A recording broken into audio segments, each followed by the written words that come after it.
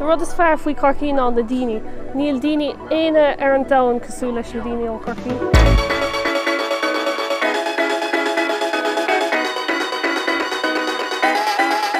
Béis go léana zéar hart achta BLOC fós ar móthar inniu tá an seo fearr poblach na naoine mar a churann siad héin ar tá an seo le fáil me céirta commáid sin faoi cethar Chorcaigh. I do bhharil sa céard aon rud is fearr faoin gcontae.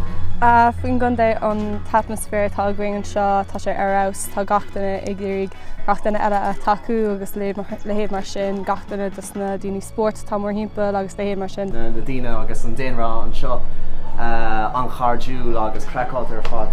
Tá cracán tá an ceol an seo an bhach comma. Tóirú an cúis amháin chun daoine a bhealú chun teacht go chontae Chorcaigh i mbliana. An crack agus gacra tá gachtainna codas. Bíon annach chud rudí ar siúla going seo agus tá sé just anna ascail bheidre. Mar tá an atmosfér ar sin seo. Na puinte an seo. Tá an joc an seo í áling ar fád le. Tá sé difriúil híos an seo. Tá sé difriúil híos an seo, punta de Guinness tá sé áling an seo ná an honestly. Ag Lord Urbh se Monster Chorcaigh cén sais daoine atá antú.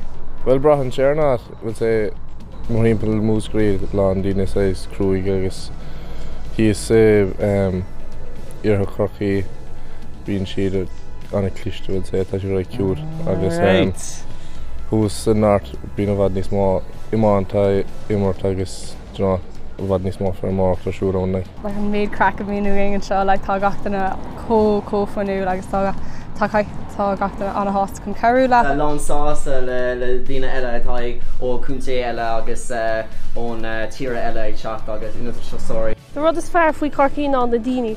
Níl daoine aine ar an domhan cosúil leis na daoine ó Chorcaigh.